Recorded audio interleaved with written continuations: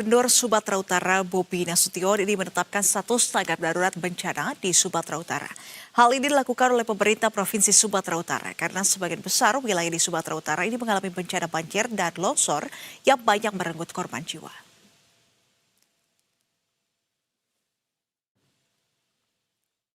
Penetapan status tanggap darurat bencana ini berlaku selama kurun waktu 14 hari yang terhitung sejak tanggal 27 November kemarin hingga 10 Desember 2025. Gubernur Bobi Nasution menyebut dalam situasi tanggap darurat ini, ia menugaskan instansi atau perangkat daerah terkait untuk segera mengambil langkah-langkah yang diperlukan untuk penanganan banjir dan juga tanah longsor. Hal ini merupakan sebagai tindakan penanggulangan untuk mengurangi resiko bencana alam yang terjadi di Sumatera Utara. Data sementara dari Badan Nasional Penanggulangan Bencana, jumlah korban meninggal hingga saat ini ada sebanyak 116 orang dan puluhan orang lainnya ini masih hilang. Sementara itu, dari data Polda Sumut, terdapat 20 kabupaten kota di Sumatera Utara yang terdampak akibat bencana ini, di mana akses menuju titik terparah ini masih terisolir.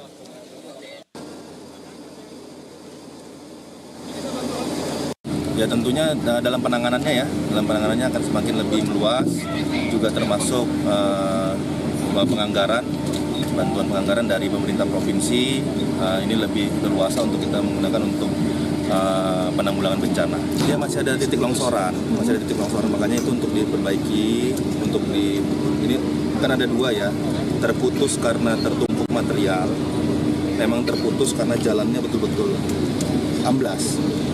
Nah ini kalau yang tertumpuk material ini lagi terus kita. Pasca banjir besar yang menerjang Kota Medan dan Deli Serdang, kerusakan parah ini terjadi di Komplek Abdul Hamid Sunggal, Deli Serdang. Selain puluhan rumah hancur, 2 warga dikabarkan meninggal dunia dalam musibah ini.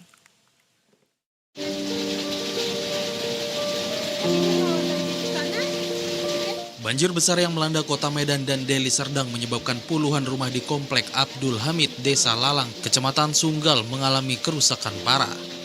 Pantauan di lapangan menunjukkan kondisi komplek porak-poranda. Sejumlah bangunan ambruk dan warga tampak membersihkan sisa lumpur yang memenuhi rumah mereka. Tidak hanya rumah, perabotan seperti tempat tidur, barang elektronik hingga kendaraan rusak berat akibat terendam banjir setinggi 2 meter. Perkiraan dari jam 4 pagi mulai naik ya 30 cm, terus naiknya jam-jam 10 mulailah sedada, terus nanti jam 11 mulai seleher. Itu perkiraan rumah hancur di sini paling parah. Ada berapa rumah kira perkiraan? Puluhan rumah lah kalau yang hancur.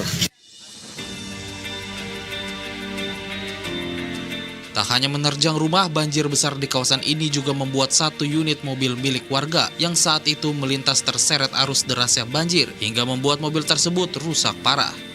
Bagian kaca depan mobil pecah dan bagian depan mobil rusak dan terperosok ke dalam parit.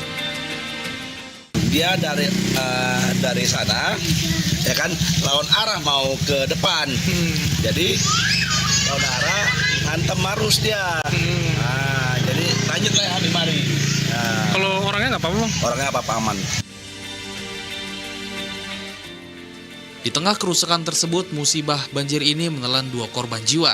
Salah satunya adalah seorang wanita lansia bernama Hairani berusia 70 tahun yang ditemukan meninggal dunia pada Jumat pagi sekitar pukul 8 waktu Indonesia Barat. Jenazah korban sudah dibawa keluarga untuk segera dimakamkan. Ini kan air deras ya, deras. Jadi mungkin yang nolong itu nggak bisa lah ya, kan masing-masing menyelamatkan diri kami kan gitu kan. Ada tuh kan mati lampu, gelap ya kan. Ibu aja soalnya 11:30 baru diselamatkan, tim SAR gitu, ya kan? Nek itu ya Bu? Iya, nek ini kami ya. Makanya kan ya tuh tadi pagi dengar katanya meninggal Ibu Rani. Warga berharap pemerintah Provinsi Sumatera Utara dan Kabupaten Deli Serdang segera menyalurkan bantuan bagi para korban yang terdampak. Mengingat kerugian materi dan trauma di wilayah ini sangat besar. Panji Satrio, Berita 1, Deli Serdang, Sumatera Utara.